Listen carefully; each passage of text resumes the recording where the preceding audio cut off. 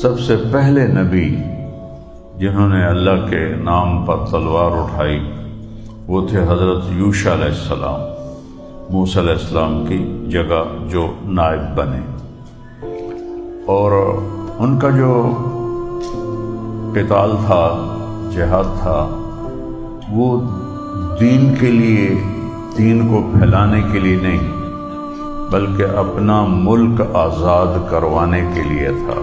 تو اللہ کا دین زندہ ہو اور حق غالب آئے اور باطل مغلوب ہو، اس کے لیے پہلی تلوار اللہ نے ہمارے نبی کو پکڑائی کہ جنہوں نے قاتلوہم حتی لا تکون فتنہ ویکون الدین کلہ للہ، یہ پہلی امت ہے جنہوں نے اسلام کو پھیلانے کے لیے جہاد کیا۔ تو حق و باطل میرے نبی کے دور میں ٹکراتے رہے۔ آپ کے زمانے میں کوئی 70 کے قریب جہاد کی جماعتیں گئیں۔ تو میرے عزیزو، ایک تاریخ بھری پڑی۔ اگر اللہ ہمارے ساتھ ہے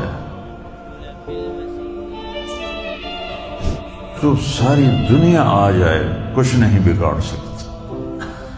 اللہ ساتھ چھوڑ دے تو پھر چوہے بلے بھی ہمیں ختم کر دیں۔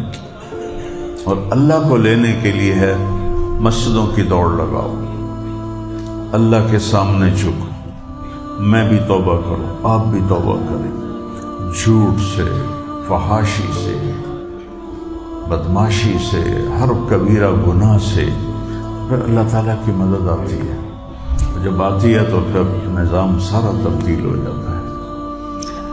تو یہ حق و باطل تو ٹکراتے رہیں گے، اور جب تک سورج مغرب سے نہیں نکلتا یہ ٹکراؤ چلتا۔ الحرب سجال بیننا ینالون منا وننال منہم، جنگ ہمارے اور باطل کے درمیان ڈول کی طرح رہے گی، پانی کے ڈول کی طرح، کبھی ڈول ادھر چلا جائے گا، کبھی ڈول ادھر چلا جائے گا، لیکن مسلمان کو کوئی گھاٹا نہیں ہے۔ اس کی شکست بھی فتح ہے کہ وہ شہید ہو کے جنت میں چلا گیا، اور کافر کی فتح بھی شکست ہے کہ وہ جیے یا مرے وہ جہنم میں جائے گا۔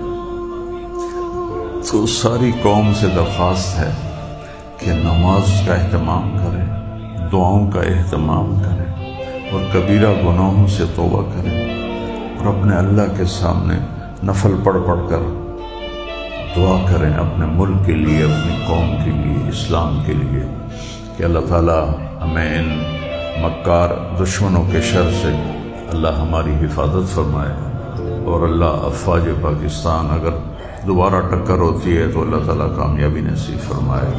سب اس کا اہتمام